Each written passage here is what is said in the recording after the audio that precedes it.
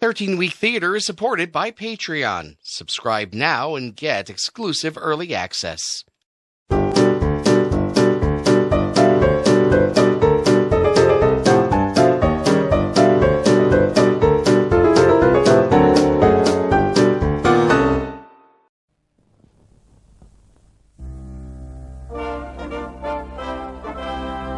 In June of 1967, the consortium led by TV personality David Frost shocked British television by beating out two well-established companies to win the franchise to provide independent television to London from Friday evenings until Sunday nights. The first night for the new channel, London Weekend Television, was interrupted by a strike 15 seconds into its first broadcast, and things just went downhill from there. By early 1969, the channel was a financial disaster. London Weekend had difficulty attracting independent producers, and the shows it produced in-house were low-rated and just didn't attract advertisers. LWT needed a big hit, and it needed it fast. To produce the sitcom that they hoped would change the channel's fortunes, they approached two of the biggest names in British comedy.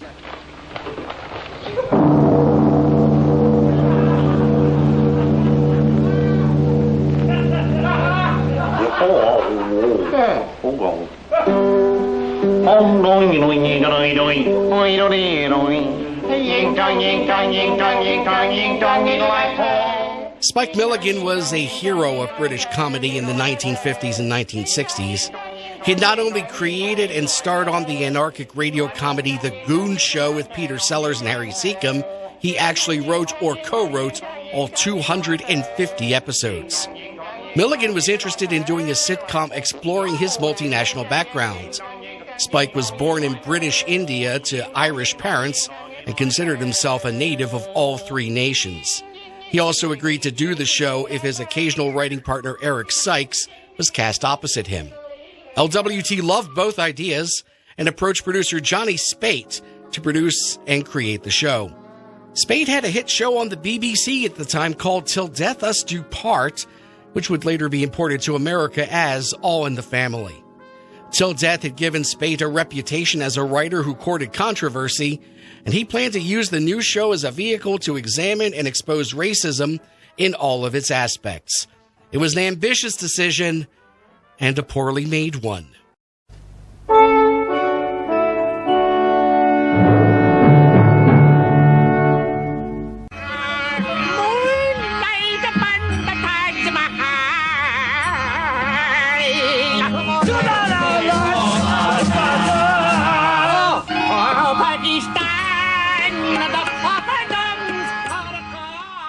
Curry and Chips debuted on LWT Friday evening, November 21st, 1969, leading off the network's lineup for the weekend as the first full-color show produced by the network.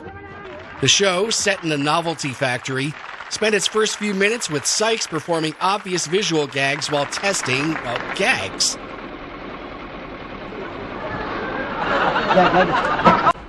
Good lad. Good. Good. Good. How long have you been on the thunder cushion? 2 years. Good lad. I'm putting your mother-in-law's welcome, right? Got your lunch then? Just a joke? Yeah. You wanted to check these? Yeah, these are samples for Ulster. It's on the box, isn't it? I'll have him. Right. Oh, well, good luck. Good, I can hear you. Hello, hello. Hello, hello. Good. Good audibility. Laughing policeman. Good. Hello. Hair should be underneath. But when Spike Milligan's character made his first appearance, the laughter went right off a cliff. Oh no, I'm from the unemployment exchange. They are telling me there might be a job here. Ah, there is. Yeah. Then again, there might not be. Are you from India? Pakistan. Pakistan. Sure. Hang on a second. Over. Hello. He's a foreign gentleman. What? Pakistani. Now listen, we've got our coloured clothes and we don't want any more blacks. You can't count him. He's British. He was born in London. Look, It's not black. Well, only in colour. Well, that's how we tell them, isn't it? By the colour. I mean, that's all we've got to go on. Spate was eager to show British racism as the ugly beast it was, and he did it by making every character on the show racist. What's your name? O'Grady.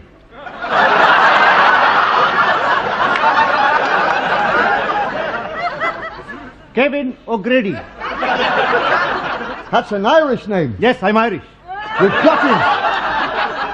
Got him?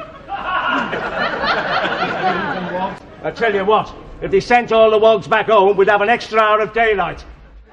And I do mean every character. Don't want to worry about him. He's wog mad. Oh no, he's right. There are far too many wog in this country.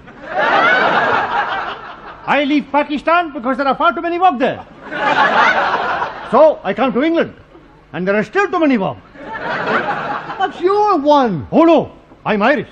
Mick, red-faced Mick, we gotta be Jesus.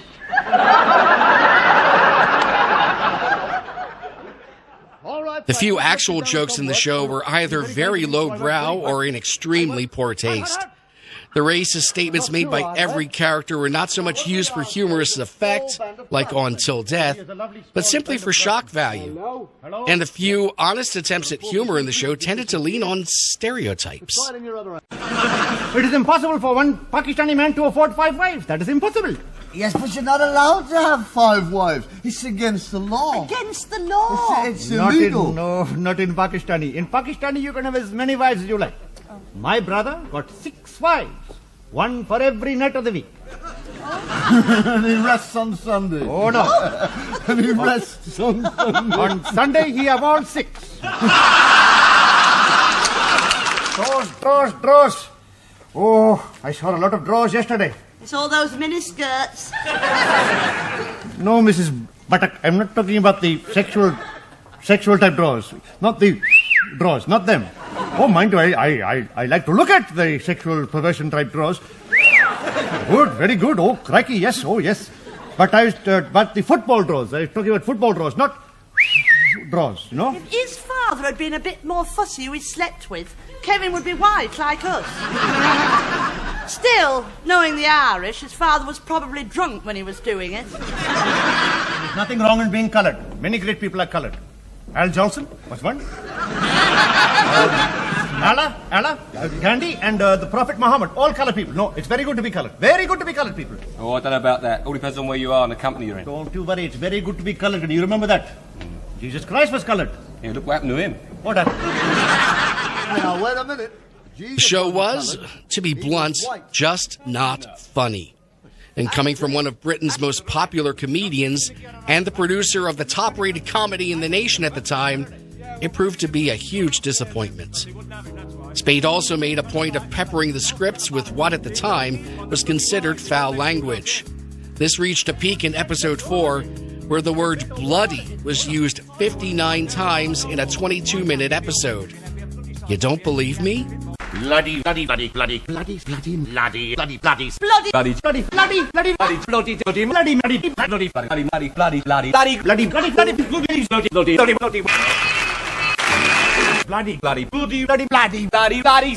Bloody. Advertisers and viewers shied away from the show, but LWT held its ground. Having invested not only money but their reputation in the show, ordering a full 13 episodes, they were not eager to pull it. But on December 26th, a higher power stepped in. This is London Weekend Television, broadcasting from the London transmitters of the Independent Television Authority. At the time, the Independent Broadcasting Authority was not only responsible for regulating and overseeing the UK's independent broadcasters, it actually owned the transmitters from which the channels were broadcast. The decision to air Curry and Chips as part of LWT's Christmas programming was the final straw. The order came down. Curry and Chips would not air again. And if the ITA had to pull LWT's license to make sure that it didn't, well, they were okay with that. London Weekend Television blinked, and the network would have to start off 1970 without their big-name show. The controversy behind the show took its toll on Johnny Spate. While the BBC kept Till Death Us Do Part on the air through 1975, Except for 2 reboots of the show in 1981 and 1985, Spate never created another sitcom. At Spate's request, Spike Milligan revived his Kevin O'Grady character for a special airing before BBC's coverage of the 1970 UK general election. Kevin O'Grady also appeared in the last episode of Till Death's 5th series in 1974 when he bought the house next door to Alf. Fortunately, the new neighbor was never seen again after that episode. Milligan continued acting until shortly before his death in 2002 and is still considered one of the most influential writers and comedians of the 20th century. And London Weekend Television?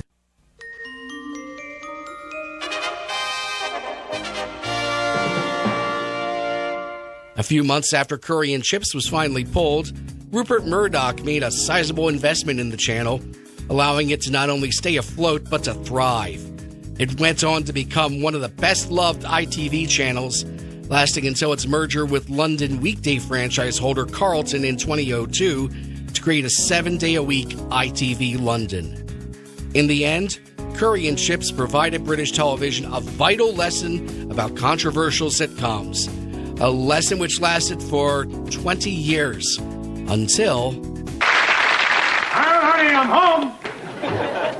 But that's another story.